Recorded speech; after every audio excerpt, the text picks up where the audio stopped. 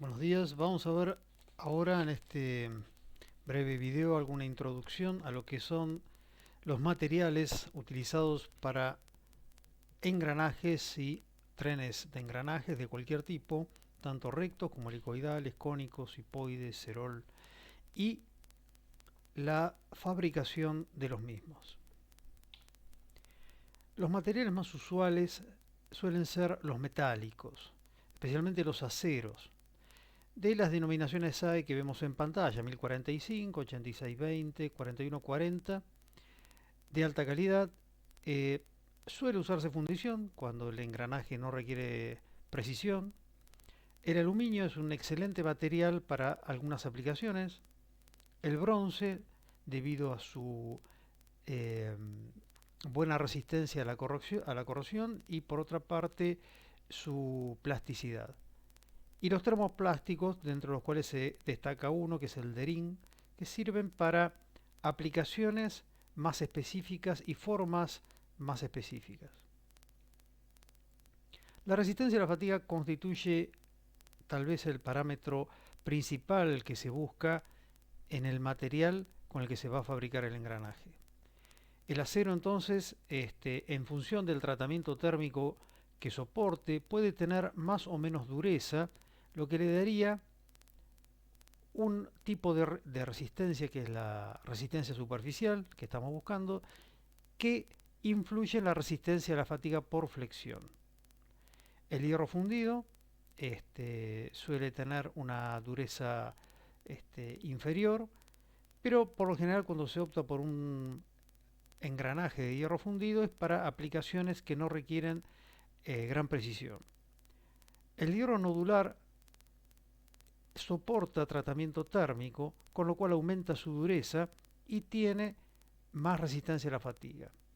Y el bronce finalmente no se le puede dar tanta resistencia a dureza superficial, tiene otro tipo de resistencia a la fatiga, pero tiene la particularidad de ser usado en algunos tipos de engranajes específicos. El hierro entonces, como tal, lo usamos en casos básicos. Cuando se requiere un tratamiento, digamos, que se le puede dar un tratamiento térmico posterior, y cuando son servicios pesados que no requieren la corrección del error periódico ni otro tipo de correcciones, entonces se utiliza el hierro colado o el hierro nodular. El acero es el que se utiliza en la mayoría de los casos y se utiliza para servicio medio, no servicio demasiado pesado, pero también para servicios pesados, con obviamente un consiguiente alza en los costos de fabricación y del material. ¿Mm? Hay aleaciones de acero muy específicas como el nitraloy eh, o como el inoxidable que suelen ser más caros que los aceros convencionales, pero se requieren ante ciertas condiciones de uso en las cuales el engranaje puede estar sometido a corrosión o ambientes, digamos, de trabajos hostiles. Los bronces, como ya dijimos, resisten muy bien la corrosión y tienen bajo coeficiente de fricción. Eh, por supuesto que toleran mejor el desgaste, pero tienen menos propiedades mecánicas. Entonces se los alean con algunos otros metales, como el manganeso, aluminio, fósforo, silicio, estaño. Los plásticos se utilizan para aplicaciones de baja carga. Justamente, al no tener características mecánicas equivalentes a los aceros, algunos de ellos, este, se utilizan cuando uno quiere baja precisión, también baja carga y no quiere altos costos. Eh, la característica principal del plástico como uso para engranajes es que no resisten por lo general las altas temperaturas. Ya mencionamos alderín como material, pero también pueden ser moldeadas estas piezas en materiales como el nylon, algunos policarbonatos, algunos fenólicos, el ABS también.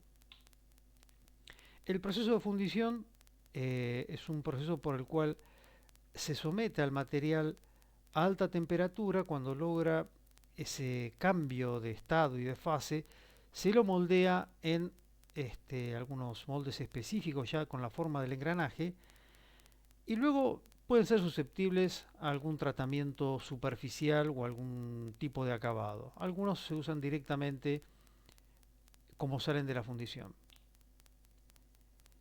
La inyección por moldeo, en este caso, lo que vemos es una materia prima en forma granular o de polvo que es introducida a través de una tolva a un cilindro espiralado que justamente sirve como tornillo para ir llevando y comprimiendo ese material hasta llevarlo hacia su molde. Esto se hace por lo general a temperaturas altas y con eso se le da la forma definitiva al engranaje. La polimetalurgia también es utilizada para la fabricación de engranajes. Tenemos como ventaja, como ya hemos mencionado para algunos otros mecanismos que hemos estudiado, que las mezclas pueden ser muy precisas y también muy homogéneas. Se puede incluso llegar a tamaños muy precisos con un calibrado muy específico. Se los impregna por general en aceite para que sean autolubricantes y también admiten tratamientos térmicos y superficiales, justamente para llegar a la pieza final. Esta es la fabricación más común que tenemos a partir de una pieza de acero, una pieza cilíndrica, por el sucesivo paso por una cremallera que le va horadando ese cilindro y le va dando la forma definitiva a un engranaje recto. Este tipo de cremallera es una cremallera específica para la fabricación de engranajes y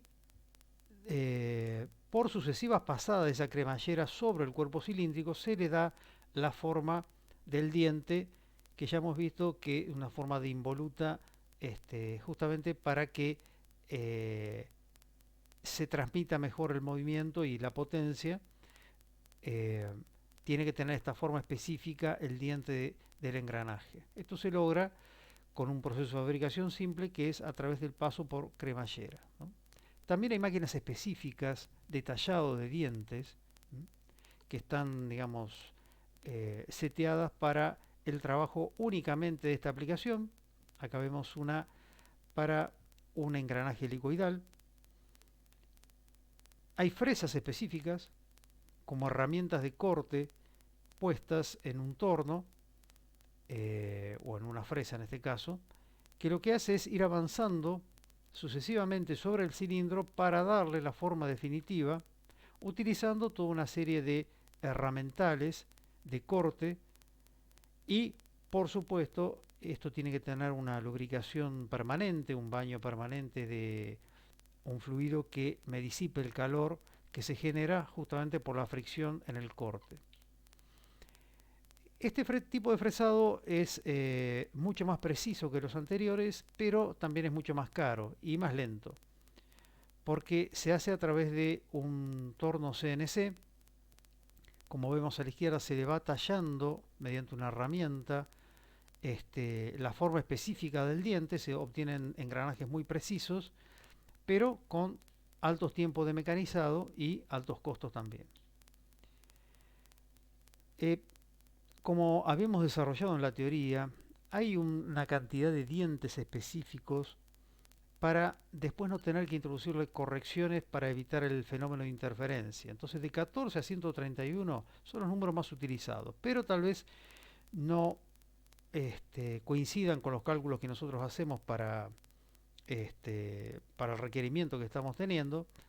Entonces pueden optarse por otros números. Bueno, obviamente no tienen que ser pares. ¿Por qué? Porque al ser pares siempre van a engranar los mismos dientes, digamos, de una u otra forma. Entonces se trata de que vayan alternándose en los engranes, en los distintos dientes, para aprovechar todos los dientes, tanto de la corona como del piñón.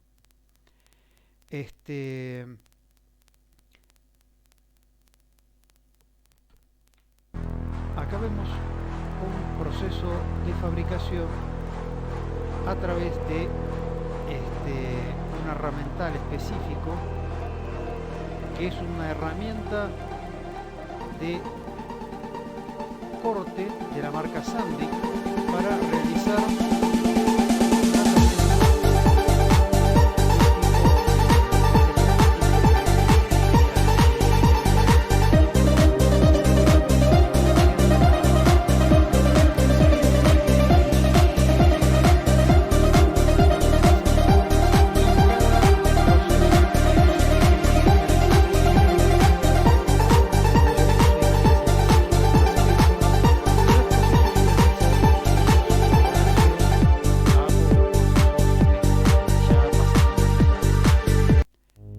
también mediante el corte interno, una herramienta específica de Sandic en este caso, la Coro 1180,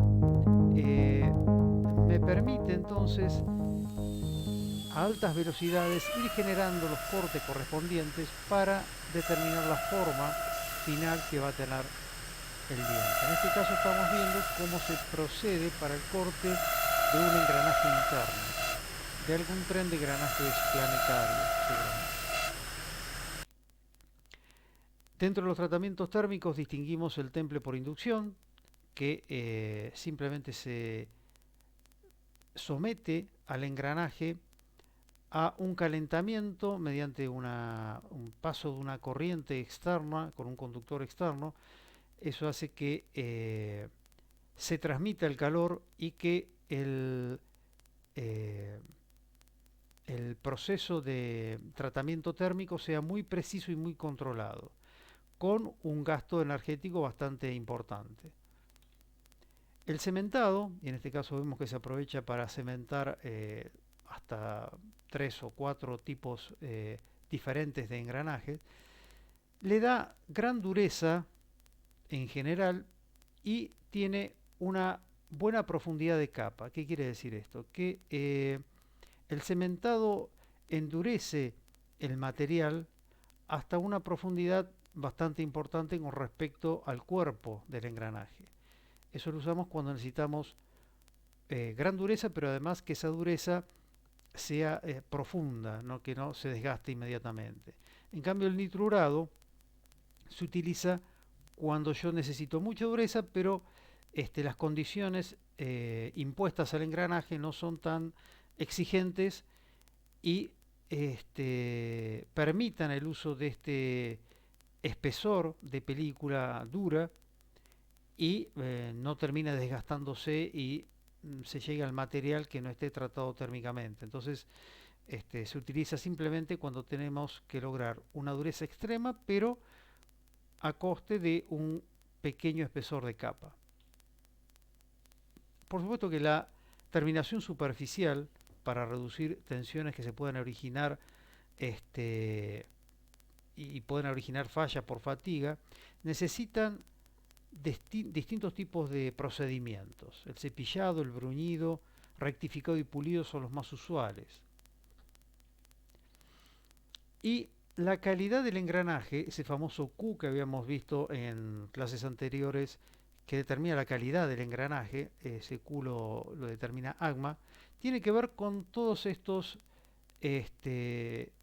parámetros que se van a medir luego de fabricado el engranaje. Unas buenas tolerancias geométricas y dimensionales y se tiene en cuenta entonces que para evaluar la calidad del engranaje yo necesito saber que los índices de variación de los dientes sean mínimos, o sea que sean los dientes prácticamente iguales o iguales, que estén alineados con respecto al cuerpo, que el perfil del diente esté bien tallado, que el radio de raíz sea el que hayamos determinado, que no haya fenómenos de descentramiento, o sea, variación del centro, y que la variación total compuesta no exceda determinado valor. Las tolerancias entonces para las distintas calidades denotadas por la letra Q son estas. En función del número de dientes y del paso, yo obtengo entonces cuáles serían los valores de tolerancia compuesta total. A medida que aumentamos la calidad, se ve específicamente en esta tabla, los valores son cada vez más pequeños y aumentan también con el número de dientes. Eh, Casos típicos, esto está sacado de una bibliografía estadounidense, donde tenemos que considerar qué calidad va a tener el engranaje, perdón, en función del uso que se le va a dar.